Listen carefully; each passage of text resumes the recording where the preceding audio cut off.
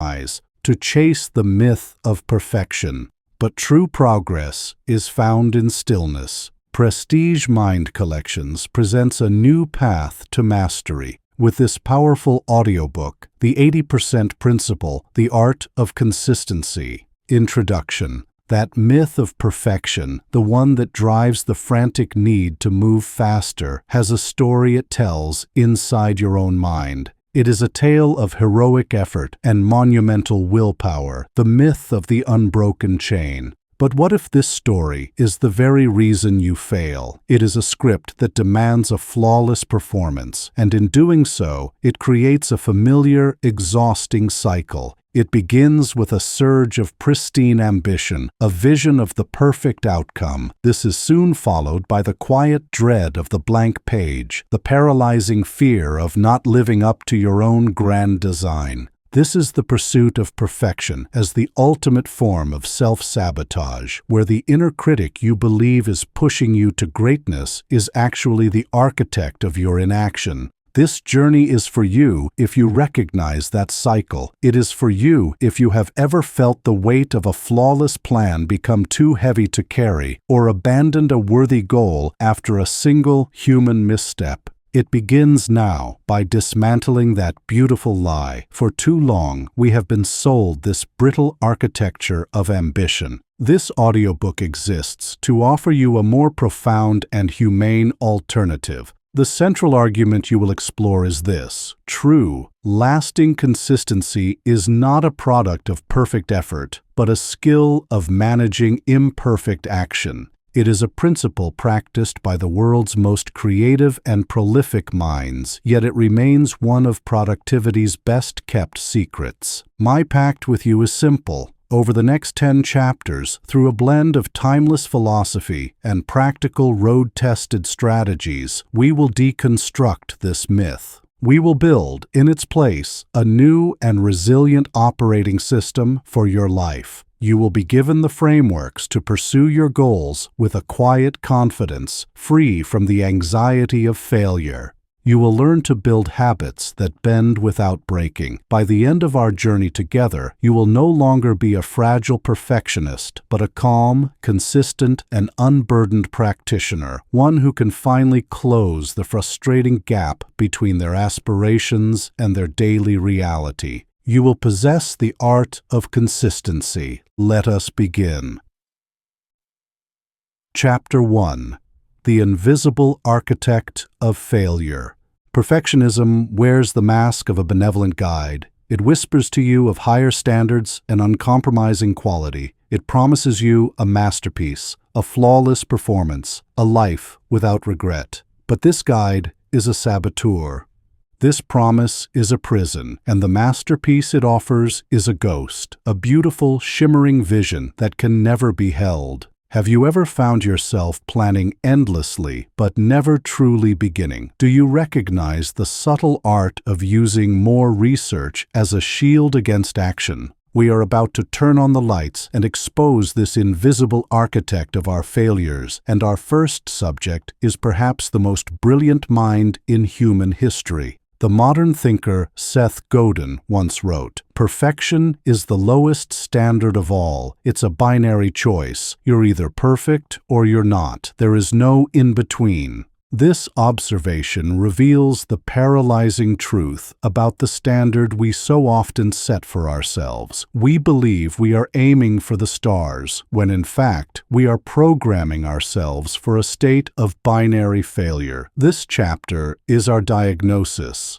Before we can embrace a new way of operating, we must first understand the deep and insidious nature of the ailment. We must map the architecture of this prison so that we may later find its escape. The first flaw in this architecture is a simple cognitive bias known as the spotlight effect. As social creatures, we are wired to believe that a spotlight follows us wherever we go, illuminating our every action and, most critically, our every mistake. If you give a presentation to 100 people and 99 of your slides are perfect, but you stumble over a single word on the final one, the spotlight effect convinces you that the entire audience is now fixated on that one tiny error. You walk off stage not with the feeling of a 99% success, but with the burning shame of a 1% failure. This cognitive distortion then feeds into a far more dangerous one, all or nothing thinking.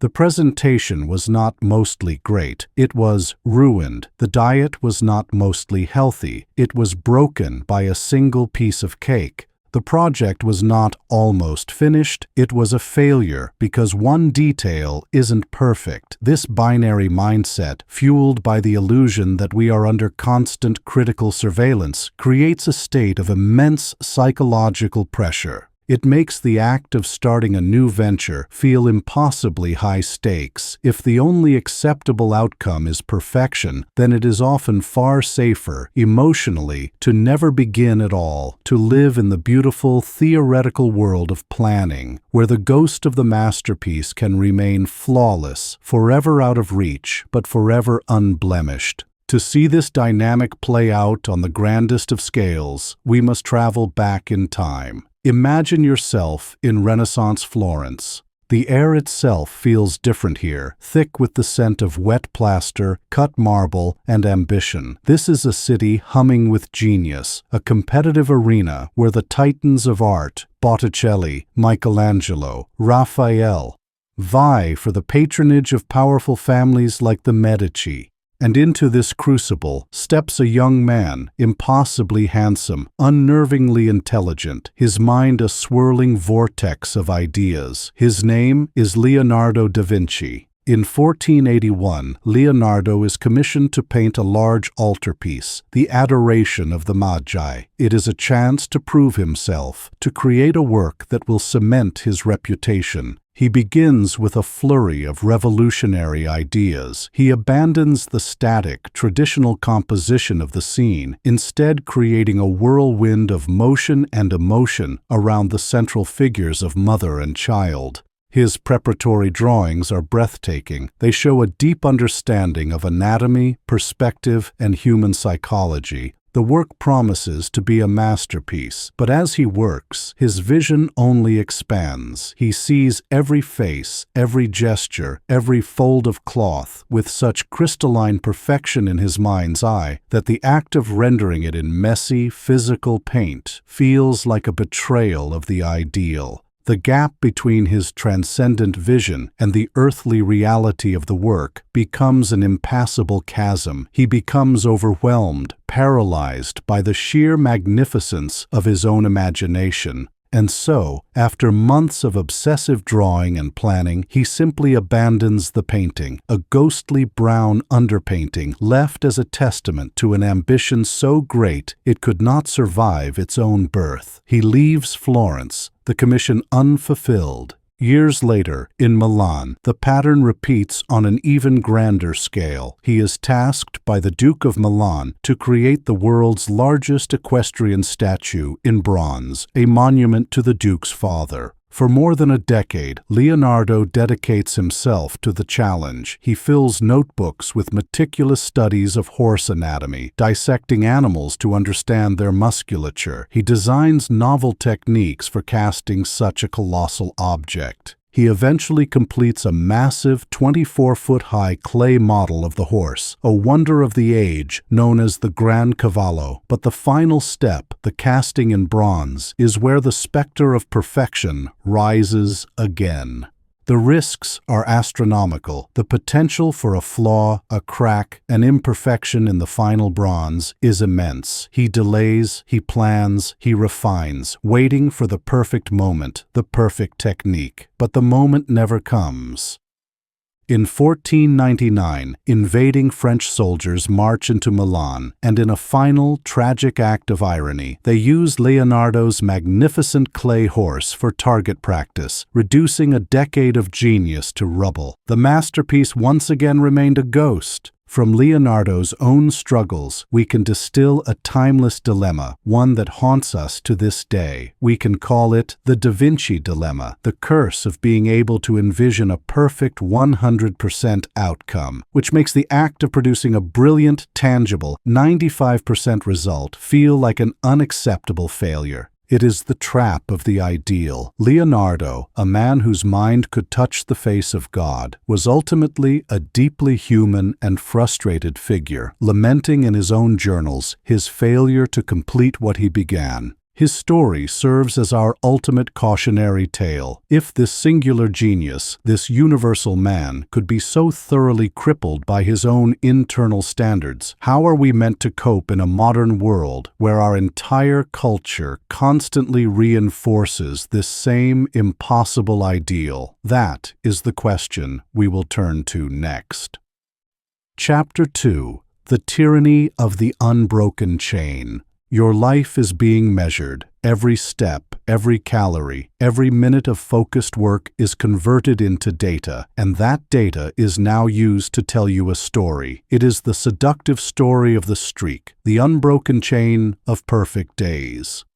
A small, satisfying notification congratulates you for not breaking that chain. It feels like progress, but it is a psychological cage. What is the true cost of this digital perfection? Why does a single missed day feel like a verdict on your character? This chapter is about the tyranny of that unbroken chain, and we will see how this same tyranny, on a planetary scale, can cause a starship to vanish into the silent red dust of Mars. The ancient Stoic philosopher Epictetus wrote, "Men are disturbed not by things, but by the views which they take of them." 2 millennia later, his wisdom is more relevant than ever. The raw data of our lives, the number of steps we walk, the days we meditate, is neutral. It has no inherent meaning, but the narrative we are encouraged to build around it, the narrative of the perfect, unbroken streak, is profoundly disturbing to our peace of mind and poisonous to our long-term goals.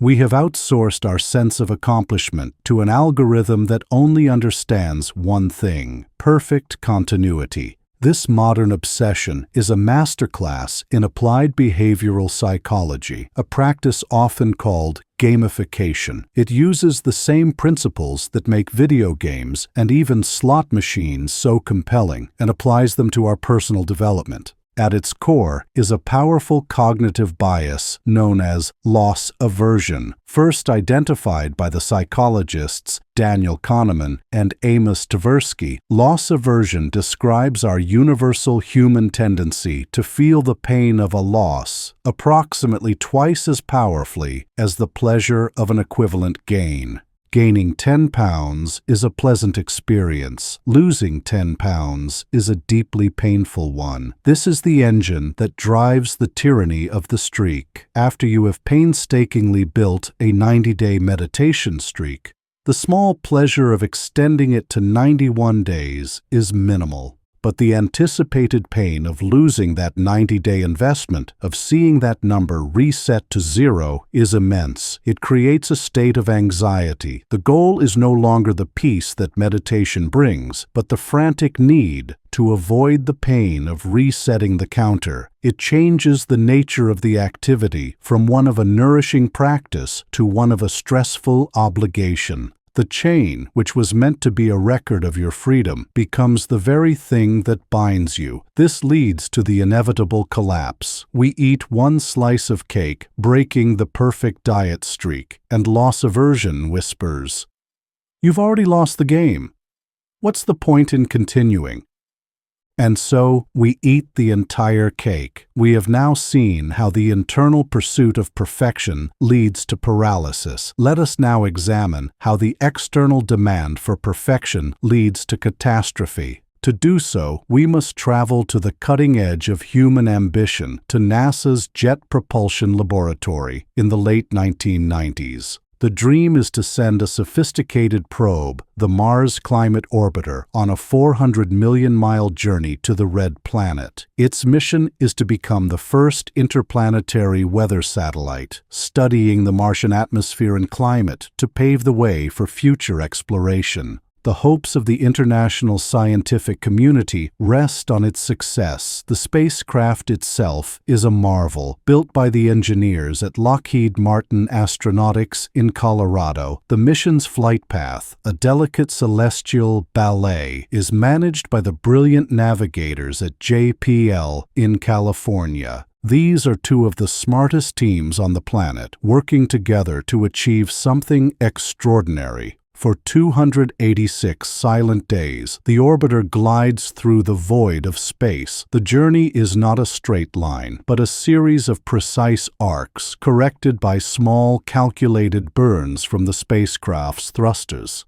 The navigators at JPL send commands, and the spacecraft in deep space obediently fires its engines, nudging itself onto the perfect trajectory. It is in these tiny, routine corrections that our invisible architect of failure is at work. The team at Lockheed Martin, who built the thrusters, provided the performance data in the imperial unit of pounds force. The navigation team at JPL, however, used a software system that assumed those numbers were in the metric unit of newtons. It was a footnote in a document, a single line of code, a tiny discrepancy in a system of millions of correct details. And for 286 days, this small error was cumulative, each perfect course correction pushing the orbiter fractionally, imperceptibly, further off its true path. The system was so complex, so focused on a perfect chain of commands that it had no tolerance for this one tiny flaw. The final day is September 23, 1999. In the control room at JPL, the air is thick with anticipation. The Mars Climate Orbiter is about to fire its main engine to slow down and allow itself to be captured by Martian gravity, the crucial orbital insertion burn. It begins this burn as it travels behind the planet, a period of expected radio silence. The navigators and scientists watch the clock, waiting for the signal to reappear on the other side. The appointed minute arrives and passes. There is only static. The silence in the control room deepens from one of anticipation to one of confusion, and then, slowly, to a dawning collective horror. The orbiter is gone, an investigation is launched, and the truth is finally uncovered. The tiny, persistent error in measurement had brought the spacecraft to Mars on a catastrophically low trajectory. Instead of gracefully entering orbit 150 kilometers above the surface, the orbiter had plunged into the upper atmosphere at just 57 kilometers. It had been subjected to immense atmospheric stress and heat. And, in a matter of moments, the $125 million vessel, the repository of a decade of human effort, had simply burned up and disintegrated. The loss of the Mars Climate Orbiter gives us our next critical framework, the brittle system fallacy. This is the belief that a system can be perfected to the point where failure is impossible. In reality, any system that demands a perfect, unbroken chain of inputs is, by its very nature, brittle. It has no tolerance, no flexibility, no margin for the inevitable, small errors that are a part of any complex human endeavor. The system is designed for a perfect world, and when it encounters the messy reality, it does not bend, it shatters. We have now seen how our internal perfectionism leads to paralysis, and how a systemic demand for perfection leads to catastrophic failure. If the rigid oak of our ambition is doomed to snap, what then is the alternative? Chapter 3. The Myth of Motivation. Think of the last time you felt truly motivated. Remember that powerful surge of energy and clarity, that feeling that you could conquer any challenge. It is one of the most potent and seductive emotions a human being can experience, and it is also the most unreliable. Motivation is a fair-weather friend. It is a chemical cocktail that evaporates in the face of boredom, fatigue, and true resistance. So what if the secret to achieving your greatest goals had nothing to do with feeling motivated? What if the most successful people in history did not rely on this feeling, but actively planned for its absence? This chapter is about trading the unreliable fire of passion for the unwavering strength of design. Our classroom will be the most hostile and desolate place on Earth, the Antarctic Plateau at the dawn of the 20th century. Abraham Lincoln once wisely noted, "Discipline is choosing between what you want now and what you want most." This points to a faculty of strategic choice, a higher-order thinking that transcends the immediate primal urge for comfort or the fleeting feeling of inspiration. Yet our modern culture has taught us to worship the feeling. We are told to find our passion and get motivated. We consume endless content, hoping to find the magical spark that will finally propel us into action. We are, in effect, waiting for perfect emotional conditions before we set sail. This chapter exists to dismantle that myth. We will demonstrate that motivation is not a strategy, it is a luxury, and professionals in any field do not build their success on luxuries. To understand why, we must first understand what motivation is on a biological level. In large part, it is a function of a powerful neurotransmitter called dopamine. Dopamine is often misunderstood as a pleasure chemical, but it is more accurately described as a seeking chemical. It is the engine of desire, the force that drives us to pursue potential rewards. It is the feeling of, "I want that," whether that is a piece of chocolate, a notification on your phone, or the completion of a major project. However, the modern world is a minefield for our dopamine systems. We are surrounded by what are known as supernormal stimuli, the endless scroll of social media, the constant ping of new emails, the immediate gratification of streaming services.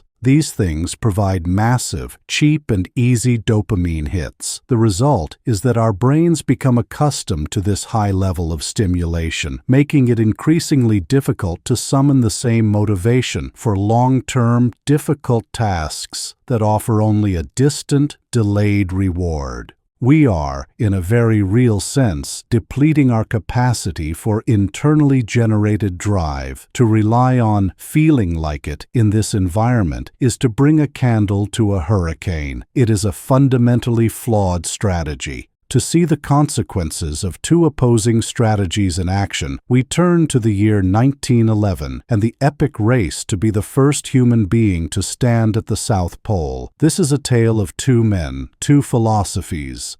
In one corner, we have Captain Robert Falcon Scott of the British Royal Navy. Scott is a national hero, a man who embodies the spirit of his age, that a gentleman's courage, grit, and improvisational spirit can overcome any obstacle. His expedition is a testament to this belief. He places his faith in cutting-edge but untested motor sledges, which quickly fail in the extreme cold. He brings hardy Siberian ponies, which are ill-suited to the deep snow and frigid temperatures, requiring their own heavy food, and proving to be an immense burden. Scott's own journal entries are a roller coaster of emotion, days of high morale and heroic effort, followed by days of despair and frustration. He is relying on the spirit of his men to conquer the continent. In the other corner is the Norwegian explorer, Roald Amundsen. Amundsen is not a romantic hero. He is a cold, clinical student of survival. He has spent years living with the Inuit people in the Arctic, learning their ancient methods for thriving in polar environments. He eschews all unproven technology. His plan is built on two key elements: skis for personal transport and teams of Greenland sled dogs. His entire expedition is a masterpiece of systematic design, not emotional drive. He calculates the exact amount of fuel and food required for every leg of the journey. Before the main attempt, he spends months methodically laying a chain of supply depots at precise intervals, marking each one with a line of black flags so they are impossible to miss in a blizzard. The dogs are not just engines, they are a core part of the system's brutal efficiency. He calculates that he can feed the dogs on the journey out, and then, as the sleds become lighter, he can cull the weaker dogs to feed both the stronger dogs and the men on the journey back. There is no sentiment, there is only the system. The race itself plays out exactly as the two philosophies would predict. Scott's party is a story of constant struggle. The ponies sink in the snow and have to be shot. The men are forced to man-haul their own heavy sledges, a brutal, exhausting task that saps their strength and morale. They are frequently beset by doubt and despair, pushing onward through sheer, grim determination. Amundsen's party, meanwhile, progresses like clockwork. They cover their pre-planned distance each day, reach their well-stocked depots on schedule, and maintain a steady, almost monotonous pace.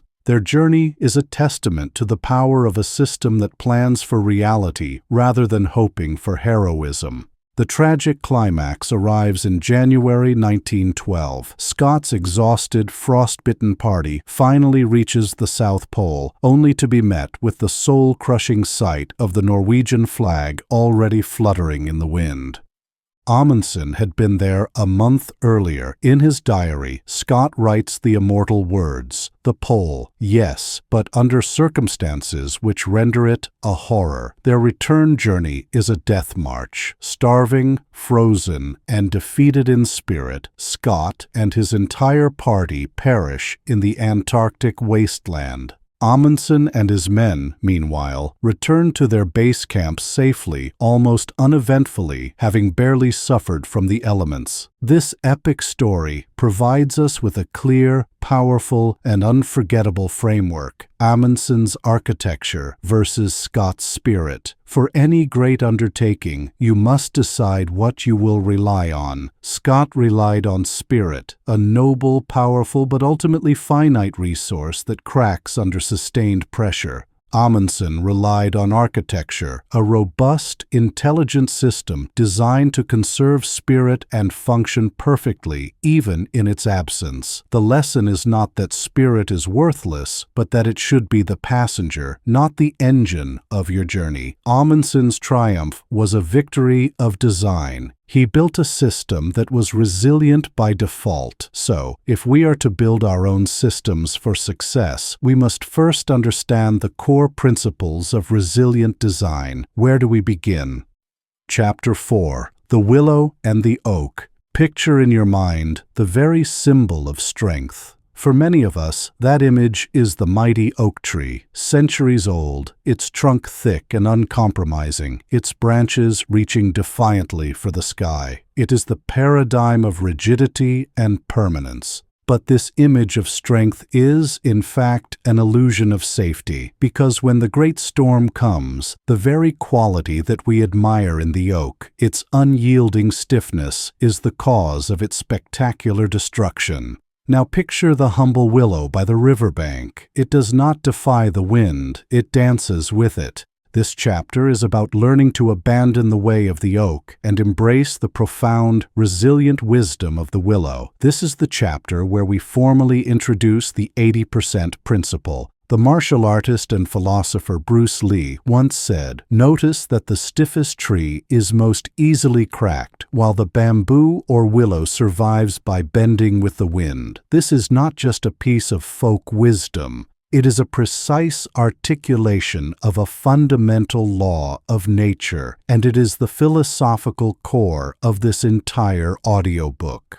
For too long, we have pursued our goals with the mindset of the oak. Our New Year's resolutions are rigid, our diets are absolute, our work habits are designed to be perfectly, unyieldingly consistent. We build our ambitions like a fortress. And then, when the inevitable storm of real life arrives, a sudden illness, an unexpected project at work, a period of emotional exhaustion, our fortress, because it cannot bend, shatters. Resilience is nature's default strategy for survival. Look anywhere in the natural world, and you will see it in action. A coral reef, which appears fragile and brittle, survives the immense, crushing power of ocean waves, not through sheer force, force, but through its intricate, porous structure, which dissipates the wave's energy. The human immune system does not build an impenetrable wall against the outside world. It is a complex, dynamic, and adaptive system that learns, remembers, and responds flexibly to an endless variety of threats. Nature consistently chooses adaptation over rigidity.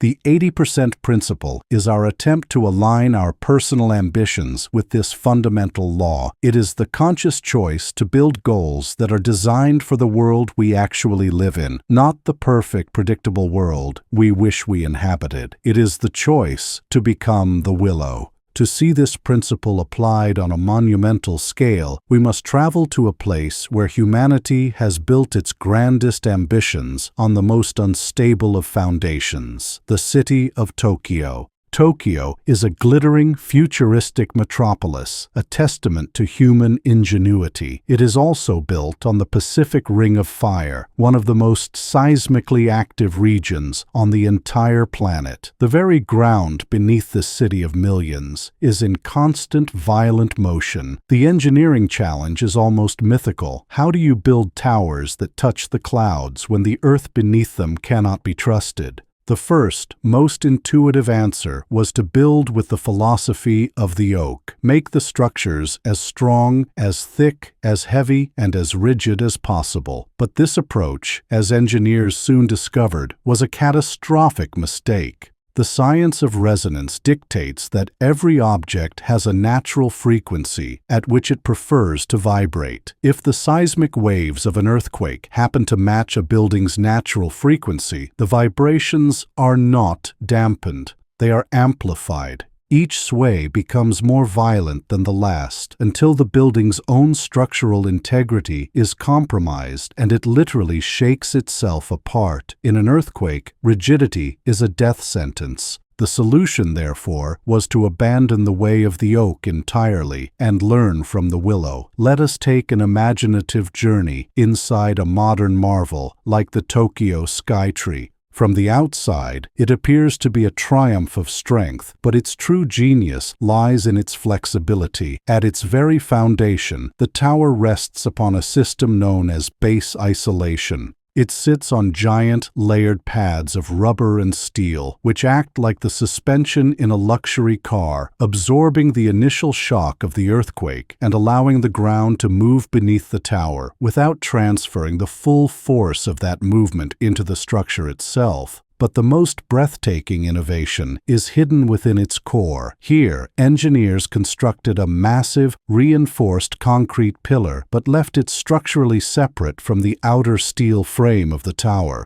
This central pillar acts as a colossal tuned mass damper. As the earthquake begins to shake the tower's outer frame, this immense internal pendulum begins to swing deliberately out of phase. As the tower sways to the right, the pendulum moves to the left, acting as a perfect counterweight, actively canceling out the violent vibrations before they can escalate. The skyscraper survives the most violent of storms not because it is too strong to move, but because it is intelligently designed to move. Its strength is a direct result of its planned, engineered flexibility. This gives us our core strategic framework for a new kind of ambition, the skyscraper strategy. Like the engineers in Tokyo, we must build a system that is designed for chaos. The strategy has two components. First, the base isolation. We must learn to decouple our identity and self-worth from our daily performance. A missed workout or a day of distraction is merely a tremor in the ground. It does not have to shake the core of who we are. Second, the tuned mass damper. We must intentionally build flexibility into our system. This is the 80% principle. It is the pre-planned sway, the 2 days off per week, the imperfect but completed project that acts as a counterweight to the forces of burnout and disruption, canceling them out before they can cause a catastrophic collapse of our motivation. We have now established the philosophy of resilience. We have seen it in the timeless wisdom of nature and in the breathtaking execution of our most advanced engineering. The logic is elegant, the metaphors powerful, but is this strategy truly effective when applied to the small daily habits of our own lives? To answer that, we must now move from the world of philosophy and engineering to the world of cold, hard numbers. Chapter 5: The Mathematics of Meaningful Progress. We have been taught that progress is a function of intensity. We celebrate the heroic workout, the all-night study session, the frantic sprint to the finish line. We instinctively believe that bigger efforts must surely yield bigger results, but this simple equation is missing the most powerful variable of all. It is a variable that operates silently, almost invisibly, over long periods of time. That variable is consistency. What if I told you that an 80% effort sustained over a year is not just slightly better, but exponentially more powerful than a 100% effort sustained for only a month? This is not a motivational statement. It is a mathematical certainty. In this chapter, we set aside the poetry of philosophy and enter the unforgiving yet illuminating world of numbers. It has been said that compound interest is the eighth wonder of the world, a force so powerful that Albert Einstein himself was said to have called it one of the most important discoveries in human history. Whether he said it or not, the wisdom is absolute. The principle describes how a small sum, when allowed to grow upon itself, can expand into a fortune, dwarfing much larger initial investments that do not have the same opportunity to compound. We see this magic in finance, but we fail to see that the exact same law governs the growth of our habits, our skills, and our knowledge. Each time you practice a skill, be it playing a musical instrument, writing a paragraph, or speaking a new language, you are not just getting the benefit of that single session, you are making the next session fractionally easier. You are reinforcing the myelin sheath around the relevant neural pathways in your brain, making the signal travel faster. You are, in effect, earning interest on your effort. A perfectionist who practices intensely for 1 week and then quits for a month in frustration is like an investor who constantly withdraws their principal. They never allow the magic of compounding to take hold. The practitioner of the 80% principle, however, makes smaller, more regular deposits, and over time, they reap the rewards of this incredible, invisible force. To make this tangible, let us tell the tale of two practitioners. We will call them Perfect Paul and Consistent Chris. It is the first week of January, and both men decide they want to improve their physical fitness. Paul, full of New Year's resolution energy, goes all in. He buys the most expensive gym gear, hires a top personal trainer, and commits to a grueling 90-minute high-intensity workout 6 days per week. For the first 3 weeks of January, he is a model of perfection. He never misses a session. His initial results are impressive, and his motivation is soaring. He is the very picture of success. Consistent Chris, on the other hand, takes a different approach. He knows that life gets in the way. He commits to a more modest goal, a simple 30-minute workout with a target of 4 days per week. His goal is not perfection, but a sustainable 80% consistency rate. His start is unremarkable. He doesn't post about it on social media. His progress is slow and steady. Now, let us fast forward to the middle of March. The initial surge of January motivation has long since faded. Paul gets a bad cold and is forced to miss 3 consecutive days at the gym. Because his identity is tied to being the perfect gym-goer, this small disruption feels like a catastrophic failure. The unbroken chain is shattered. His inner critic tells him he has failed, that he has lost all his momentum. The thought of returning to his grueling 90-minute sessions now feels impossibly daunting. His gym visits become sporadic, once this week, maybe twice the next, before stopping altogether. Chris, meanwhile, also gets sick in March. He misses a scheduled workout day. but his system was designed for this. A missed day is not a failure. It is an expected part of the 80% plan. He feels no guilt, no shame. He simply rests, and 2 days later, he is back in the gym for his modest 30-minute session. His progress continues, uninterrupted. Let us now arrive at the end of December and do the final accounting. Perfect Paul, despite his heroic and intense start, only managed to complete about 40 workouts over the entire year. His total time invested was roughly 60 hours. Consistent Chris, with his modest and flexible approach, completed his 4 workouts per week almost every single week. He has completed over 200 workouts. His total time invested is over 100 hours. The difference in their physical and mental well-being is staggering. Paul is likely back where he started, feeling like a failure. Chris has fundamentally transformed his health. This simple story reveals a powerful framework we can call the law of accumulated advantage. This law dictates that small, consistent inputs, when sustained over a sufficient period, will always defeat large, intermittent efforts. It is the ancient fable of the tortoise and the hare, but proven with a calculator. We see this law perfectly embodied in the world of finance through the strategy known as dollar-cost averaging. An investor who tries to time the market perfectly, buying and selling in intense bursts, is almost always outperformed by an investor who simply contributes a fixed amount to their portfolio every single month, regardless of the market's dramatic highs and lows. The consistent, boring strategy wins. It is more effective and far less stressful. The math is now clear. The logic is inescapable. The consistent 80% approach is the superior strategy for any long-term goal. The question for us is no longer why we should adopt this method, but how. How do we translate this mathematical truth into a simple daily practice? To answer that, we must now move from the world of numbers and begin to build our practitioner's toolkit.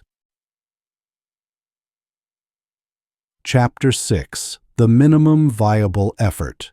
Consider Newton's first law of motion. An object at rest stays at rest, and an object in motion stays in motion, acted upon by an outside force. This is not just a law of physics, it is a fundamental law of human productivity. The greatest battle we face each day is not the task itself, but the immense friction of starting it. It is the psychic weight we feel when staring at a blank page, a silent instrument, or an empty gym. This initial resistance is the true enemy of our ambitions. So what if there was a tool designed specifically to overcome this single point of failure? A technique so simple, so elegant, it feels almost like cheating. This chapter is about that tool, the minimum viable effort. It is the secret to making starting feel effortless. The ancient sage Lao Tzu taught that the journey of 1,000 miles begins with a single step. We have always understood this as a piece of poetry, a metaphor for patience, but it is also a profoundly practical, strategic instruction. The single step is not just the beginning of the journey, it is the most difficult part of the journey. In this chapter, we will master the art and science of that single step. We will forge the most important tool in our practitioner's toolkit, a tool designed to make starting any task so easy that it becomes harder to avoid than to do. We call it the minimum viable effort, or MVE. The power of the MVE is rooted in a fascinating piece of human psychology known as the Zeigarnik effect. In the 1920s, a Soviet psychologist named Bluma Zeigarnik was sitting in a Vienna cafe when she noticed something peculiar. The waiters had a remarkable ability to remember complex, unpaid orders from multiple tables. Yet, the moment the bill was paid and the order was complete, they would almost instantly forget the details. Zeigarnik concluded that our brains have a deep-seated dislike for open loops or unfinished tasks. An incomplete task creates a state of low-grade cognitive tension, a mental itch that our brain wants to scratch. The minimum viable effort is a strategic tool designed to intentionally create such an open loop.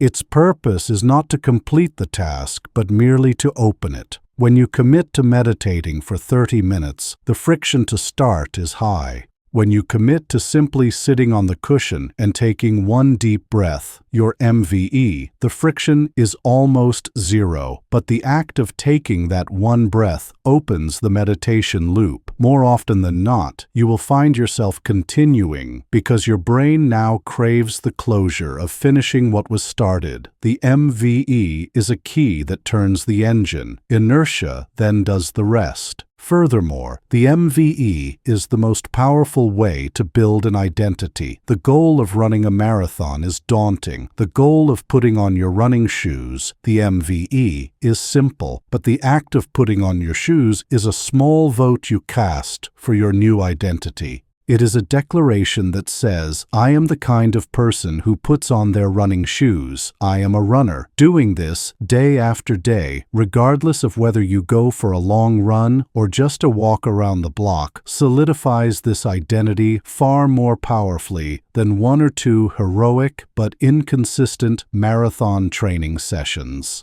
To witness the life-changing power of this principle, we must travel to 19th century England and study the habits of one of history's most prolific novelists, Anthony Trollope. Trollope was not a reclusive artist with endless free time. For most of his adult life, he was a senior official in the British Post Office, a demanding and time-consuming career that required extensive travel. Yet, despite this, he managed to write 47 novels, in addition to dozens of short stories, plays, and travelogues. His secret was not a muse. It was a mechanical, unyielding system built upon a minimum viable effort. Trollope's ritual was legend. His servant would wake him every morning at 5 a.m. with a cup of coffee. By 5:30 a.m., he was at his desk, and he would write for exactly 3 hours, with his watch placed on the table before him. His non-negotiable rule was that he must produce 250 words every 15 minutes. This was his MVE. His goal was not to write a beautiful paragraph or to finish a chapter. His goal was simply to produce that tiny quota of words in that small increment of time. The task was so mechanical, so devoid of artistic pressure, that he could almost always start. If he finished a novel with 10 minutes remaining in his 3-hour block, he would immediately pull out a fresh sheet of paper and begin the next one, writing the title and Chapter 1. He was a master of opening the next loop before the satisfaction of the previous one had even settled. His output was a direct result of a system that made starting automatic and effortless, a stark contrast to his contemporaries who would wait days or weeks for the perfect inspiration to strike. Trollope's life gives us the blueprint for our own practice. It is now time to forge this tool for ourselves. We can call this framework defining your MVE. First, choose your desired habit. Let us say it is to read more. This is a vague and daunting goal. Second, ask yourself the question, what is the 2-minute version of this? The 2-minute version is not read a chapter, it is read 1 page, or even open the book and read 1 sentence. That is your MVE. For the habit, learn to play the guitar. The MVE is not practice for an hour. It is take the guitar out of its case and play 1 chord. For keep a journal, it is write 1 sentence. This 2-minute ritual becomes your official starting point. Its purpose is not the outcome, but the act of starting itself. The minimum viable effort is our precision tool for overcoming the physics of inaction. It is how we guarantee that we always take that first, most difficult step. It ensures we always show up at the beginning of the race. But once we have started, what system keeps us on the track? What happens after a disruption? For that, we need our ultimate safeguard. Chapter 7. The 2-Day Rule. Sooner or later, the day will come. A day when you will fail to meet your chosen goal. Life, in its beautiful and unpredictable chaos, will intervene. A day will arrive when you are too sick, too tired, or too overwhelmed to even perform your minimum viable effort. This moment of failure is not the danger. The real danger lies in the 24 hours that follow. It is here, in the quiet, discouraging aftermath of a missed day, that our greatest ambitions often go to die. So what if you had a single, non-negotiable rule designed specifically for this critical moment? A rule that acts as an automatic circuit breaker, preventing a small slip from cascading into a total system failure. This chapter is about that rule. It is the steel backbone of our entire philosophy, the 2-day rule. There is a timeless Chinese proverb that says, "The best time to plant a tree was 20 years ago. The second best time is now." This wisdom contains the very essence of immediate recovery, which is the heart of our system's ultimate safeguard. The 2-day rule is the most important regulation you will learn in this entire audiobook. It is the one that gives the flexible 80% principle its structure, its discipline, and its incredible resilience. The rule itself is profoundly simple. You can miss one day, but you may never miss 2 days in a row. A single missed day is an expected deviation, a part of the plan. 2 consecutive missed days is the beginning of a new, negative habit. It is the point where the momentum shifts against you. To understand why, we must look at the neurology of habit formation. When you begin a new habit, you are treading a new path in a field of tall grass. The first few times it is difficult, but each time you perform the action, you tread the path down a little more, making it clearer and easier to follow. Missing one day does very little damage. The path is still clearly visible, but when you miss a second consecutive day, the grass begins to grow back. The old, overgrown path of your previous behavior, the path of inaction, starts to look like the easier route once again. 2 days is the tipping point where you stop building a new habit and start rebuilding the old one. This neurological process is compounded by a psychological one known as the abstinence violation effect. This concept, which comes from addiction studies, describes what happens after a person breaks a rule they have set for themselves. The initial slip, the violation, is often followed by a wave of guilt, shame, and self-blame. This, in turn, leads to a feeling of hopelessness, a thought process that says, "I've already ruined my perfect record, so what's the point? I may as well give up completely." The 2-day rule is the perfect antidote to this toxic effect. By pre-planning for a missed day, you remove the sense of violation. You have not broken the system, you have simply used its built-in flexibility. There is no guilt, only a clear protocol for the following day. To truly appreciate the power of such a simple, inviolable rule, we must enter a world where small, mundane errors can have immediate and catastrophic consequences. The world of aviation. Imagine yourself in the cockpit of a modern airliner. The array of dials, switches, screens, and systems is dizzyingly complex. It has become far too complex for any single pilot, no matter how brilliant or experienced, to hold all the necessary steps for every phase of flight in their working memory. In the early days of complex aviation, this led to a series of tragic accidents caused not by dramatic equipment failures, but by simple human error, a pilot forgetting to perform one crucial, routine step. The solution, first implemented by the U.S. Army Air Corps in the 1930s after a crash of a new B-17 bomber prototype, was not more training for the pilots, who were already the best in the world. The solution was far humbler: a checklist, a simple written list of steps to be checked off, one by one.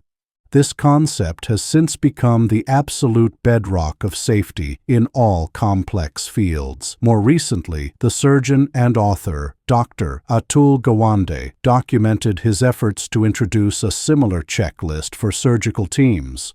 Initially, he was met with resistance. Accomplished, proud surgeons felt that a simple checklist was beneath them, an insult to their expertise. Yet the results of his study, published in the New England Journal of Medicine, were astonishing. Hospitals that adopted a simple 2-minute preoperative checklist saw their rates of major complications and patient deaths fall by more than a third. The checklist wasn't designed to help surgeons during a rare, dramatic emergency. It was designed to prevent small, mundane errors of omission during routine procedures, errors that could quietly cascade into tragedy. This gives us our next powerful framework, your personal safety checklist. The 2-day rule is the most critical item on this list. It is your non-negotiable protocol for the day after a failure. Just as a pilot does not feel like checking the landing gear, you do not need to feel like performing your habit on this day. The system, not your mood, dictates the action. It removes emotion, self-blame, and decision-making from the process at the moment you are most vulnerable. It is your humble, life-saving tool that ensures a single engine stall never becomes a full-blown catastrophe.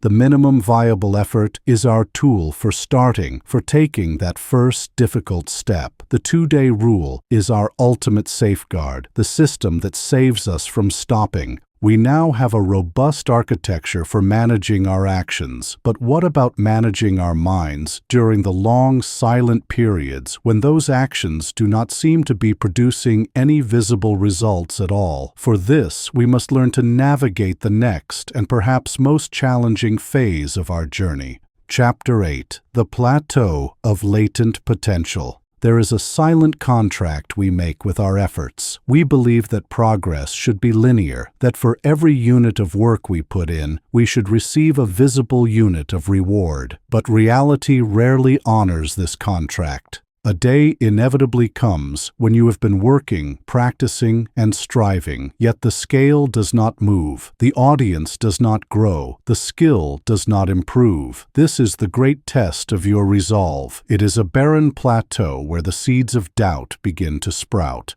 But what if this plateau is not a sign that your efforts are failing? What if it is the very place where the most critical, unseen work is being done? In this chapter, we will learn to find faith in the valley of disappointment. The ancient philosopher Confucius once remarked, "It does not matter how slowly you go as long as you do not stop." This is the essential mantra for the phase of the journey we are about to explore. We have a system for starting and a safeguard for when we slip, but we now need a mental model for enduring. The plateau of latent potential is the term for the frustrating gap between the effort you put in and the results you see. It is, without question, the primary reason why most people abandon their goals. They mistake the lack of visible progress for a lack of any progress at all, and they quit just before the magic of compounding is set to reveal itself. To understand this phenomenon, let us turn to a simple metaphor from the world of physics. Imagine you have a large block of ice sitting on a table in a cold room. The temperature of the ice is -5 degrees Celsius. Now, you begin to apply energy. You raise the temperature to -4 degrees, then -3, then -2. You are consistently putting in effort, but to the naked eye, absolutely nothing has changed. The ice is still a solid, inert block. It can feel like your effort is being wasted, but it is not. That energy is being stored within the ice, building up, preparing the system for a radical transformation. Finally, you apply one more degree of energy, raising the temperature from -1 to 0, and at this threshold, a phase transition occurs. The ice begins to melt. That final single degree of effort did not cause the change alone. It was the beneficiary of all the wasted energy that came before it. This stored, unseen energy is known as latent heat. Your efforts on the plateau are a form of latent potential. You are building up the necessary energy within the system, preparing for the breakthrough that the impatient observer will never witness. This process is nowhere more beautifully illustrated than in the story of the Chinese bamboo tree. Imagine a farmer who decides to plant this remarkable seed. He toils to prepare the soil, plants the seed with care, and begins the daily ritual of watering and fertilizing the patch of earth. He does this every single day of the first year. At the end of that year, nothing has appeared, not a single sprout. His neighbors, who have planted fast-growing crops and vegetables, harvest their bounty and perhaps look upon his empty patch of land with pity or derision. The second year begins. The farmer continues his patient, daily ritual of watering and tending the soil. The year ends, still nothing. The third year passes, and then the fourth, with the same result. 4 years of consistent, daily effort with zero feedback, zero encouragement, zero visible reward. This requires a level of faith that is almost unimaginable. It is the purest expression of trusting a process you cannot see. Then, sometime in the 5th year, a tiny green sprout finally pushes through the soil, and what happens next is the miracle that is built on those 5 years of faith. The bamboo tree erupts from the ground with explosive force. It grows at a staggering rate, reaching up to 90 feet tall in just 6 short weeks. The lesson is profound. Was the tree dormant for 4 years and then suddenly grew in the 5th? For 5 years, it was not growing upwards, it was growing downwards. It was silently building a vast, incredibly complex network of roots deep within the earth, a foundation strong enough and wide enough to support the massive, explosive growth that was to come. The success was not a miracle of the 5th year, it was the delayed result of 5 years of consistent, unrewarded, and faithful effort. This story gives us our essential framework for this phase of the journey, tending the roots. When you find yourself on the plateau of latent potential, when your efforts seem to be yielding nothing, your job is not to frantically look for the sprout. Your job is to stop measuring the outcome and instead focus entirely on the process. Your job is to continue tending the roots, fall in love with the simple daily act of showing up, of watering the soil, and trust, with the deep faith of the bamboo farmer, that a powerful, unseen foundation is being built beneath the surface. Know that you are not wasting your energy, you are storing it. Trusting this process allows us to endure the silence of the long plateau. It gives us the strength to continue when all external signs tell us to quit. But what about the moments that are not silent? What about the noisy, obvious moments when we fail, when we slip, when we fall short of even our 80% standard? How are we to think about those moments of breakage? To answer that, we must now learn to see our failures not as blemishes to be hidden, but as the most important and even the most beautiful parts of our entire story. Chapter 9. The Golden Mend. When something precious breaks, our first instinct is to hide the damage. We search for the invisible glue, the perfect repair, the way to make it look as though the break never happened. This instinct is a reflection of our relationship with ourselves. We hide our own scars, our own failures, our own histories of being broken. We believe that our value lies in appearing untouched, unflawed, and pristine.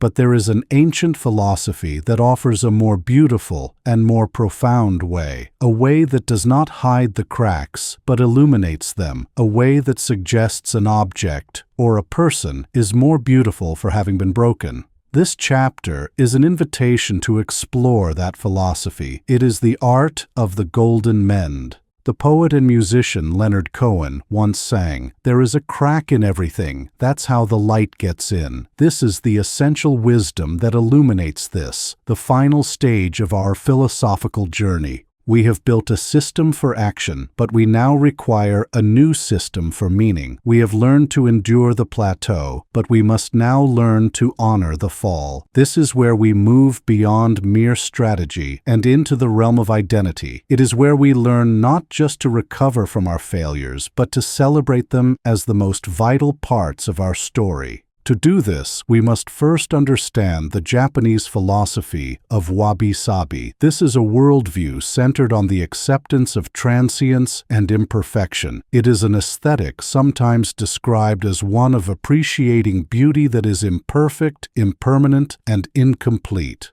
Wabi connotes a rustic simplicity and a quietness. It is the feeling you get from a rough, hand-thrown ceramic bowl still bearing the fingerprints of its maker. It is the subtle elegance of an object that is unpretentious and in tune with nature. Sabi, on the other hand, is the beauty that comes with age. It is the serenity found in a weathered stone lantern covered in moss, the dark patina on a well-used silver teapot, the visible wear on a cherished wooden table. It is the beauty of an object that tells a story, that bears the marks of its own history. Wabi-sabi is a gentle rebellion against the modern world's obsession with mass-produced, flawless, disposable objects.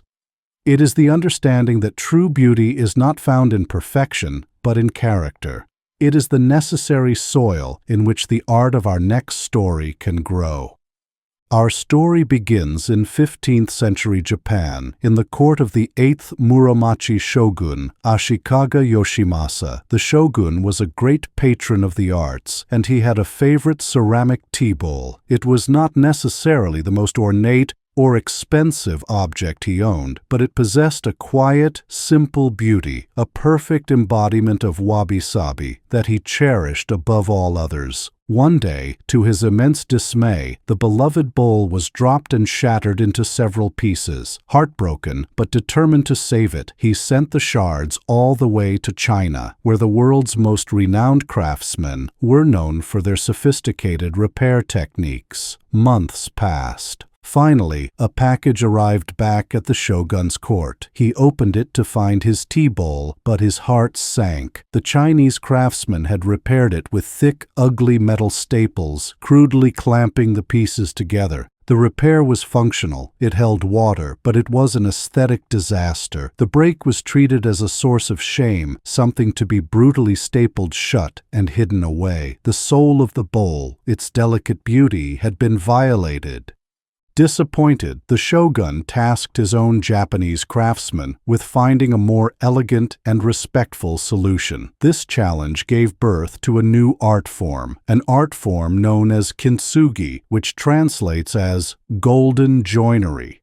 The kintsugi masters took a radically different philosophical approach. They did not see the break as a shameful event to be hidden. They saw it as an integral part of the object's history, a new chapter in its life to be honored and even celebrated. The process they developed was one of patience and reverence. They would carefully collect the broken shards. They would then painstakingly rejoin them using a traditional lacquer mixed with rice glue. And now, the transformative step. While the lacquer was still wet along the seams of the repair, they would delicately dust it with fine powdered gold, silver, or platinum. The result was breathtaking. The bowl was not just restored, it was reborn. The jagged lines of its breakage were no longer ugly scars, but shimmering veins of pure gold. The bowl's history of trauma was not erased, but illuminated. It was now more beautiful, more valuable, and more interesting than it had ever been before the break. The damage was the source of its new, unique, and profound beauty.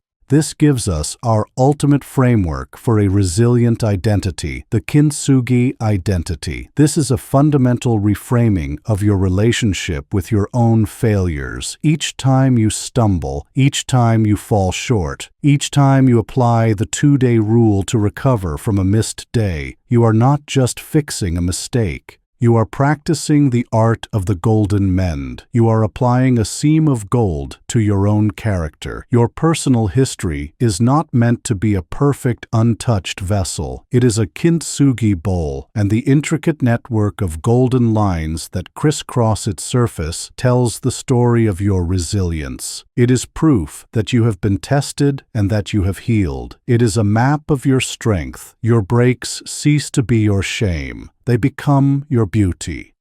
If we can truly learn to honor our past failures in this way, seeing them not as defects, but as the golden seams that give us our character, how does this transform our approach to the future? How does it change the very way we perform when we are no longer afraid of the breaking? This is the final piece of our puzzle. Chapter 10. The Unburdened Performer.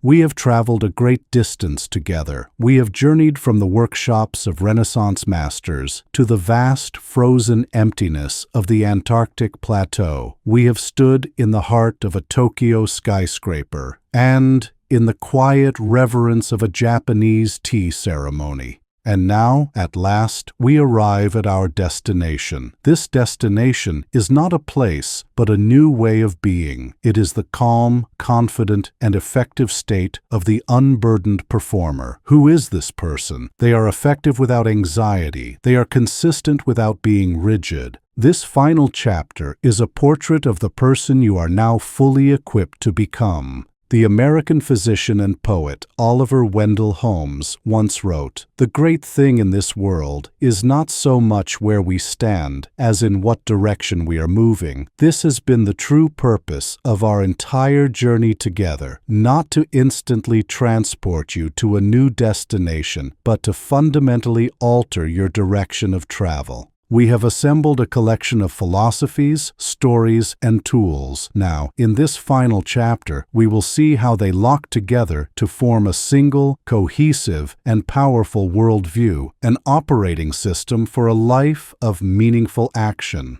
Let us retrace our steps, but this time let us see the elegant architecture of the whole. We began with the diagnosis. We exposed the invisible architect of failure, the lie of perfectionism that promises us mastery but delivers only paralysis. We saw how this internal standard is amplified by the culture around us, creating the tyranny of the unbroken chain, a brittle and unforgiving measure of our worth. And we confronted the hard truth that relying on the fleeting feeling of inspiration is a fool's errand by dismantling the myth of motivation. With the problem clearly defined, we then built the philosophy of our new approach. We found our central metaphor in the wisdom of the willow and the oak, making the conscious choice to build our ambitions on a foundation of resilience, not rigidity.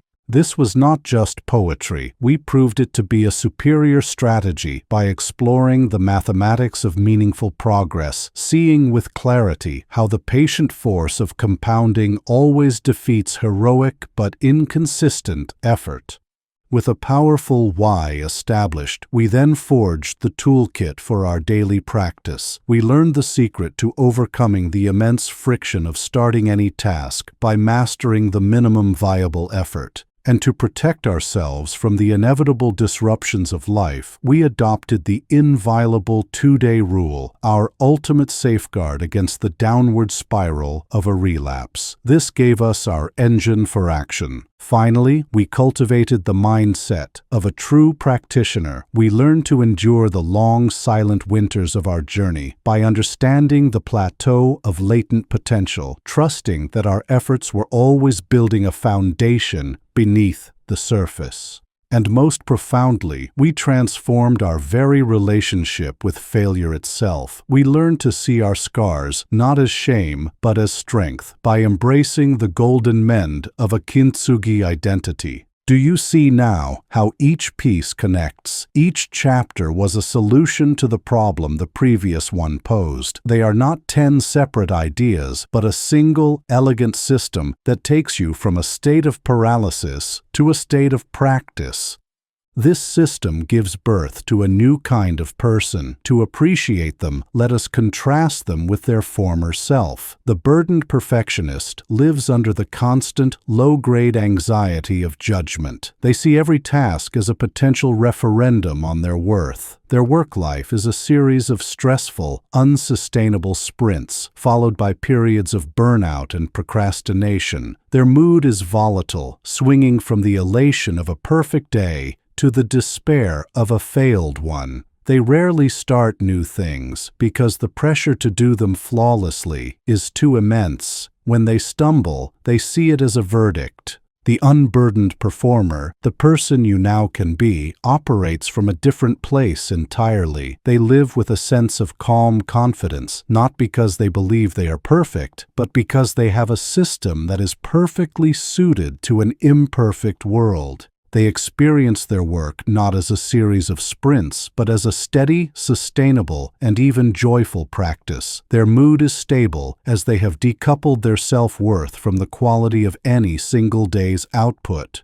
They start new projects with ease, using the minimum viable effort as a gentle, zero-friction gateway to action. And when they stumble, as they know they will, they do not see a verdict. They see an opportunity to practice resilience, an opportunity to apply a golden mend. They find a deep and abiding satisfaction in the process itself, in the simple, quiet art of showing up. This is not a fantasy. This is the natural outcome of applying the principles we have explored. It is a way of engaging with your life's work that is at once more productive, more peaceful, and infinitely more sustainable. The knowledge is now yours. The blueprints are in your hands. The journey of learning is complete. The journey of living it begins now, with a simple, single challenge. Is key, and so we conclude not at an end, but at the true beginning, the commencement of your practice. You arrived here seeking a new strategy. You leave with a new and liberating philosophy. You have learned to see the invisible bars of perfectionism's cage and have been given the key to step outside into the freedom of imperfection. You now know how to trade the frantic anxiety of the unbroken chain for the calm authority of the 2-day rule, a safety net that encourages you to be bold, knowing you have a system for recovery. You have learned to see the frustrating plateau of latent potential not as a sign of failure, but as a crucible where your true strength is forged in patient silence. And most profoundly, you have learned to stop hiding your history of breakage. You now understand that your story is not one of a flawless vessel to be protected, but of a beautiful kintsugi bowl, where the golden mends of your resilience are the most precious and interesting parts of who you are. This is the identity of the unburdened performer, free from the paralysis of the all-or-nothing game, and free to engage with your ambitions with a newfound sense of grace, curiosity, and peace. Your first step on that path is your prestige challenge. For the next 30 days, choose one keystone habit, define its minimum viable effort, and live by the 2-day rule. The goal is not a perfect streak. The goal is to practice the art of the golden mend, and, in doing so, to prove this new way of being to yourself. As you embark on this practice, know you are part of a global community. There are 3 simple ways to solidify this new mindset. First, if this intellectual journey has provided you with value, signal your acknowledgement with a like. Second, powerful ideas are meant to be shared. Be the one who elevates the conversations in your circle by sharing this journey with a fellow practitioner. And finally, to commit to this ongoing exploration, subscribe to Prestige Mind Collections. Our work is best done together. And so the cycle begins. With this new philosophy as your compass, you are now prepared to step back out into the world, ready to face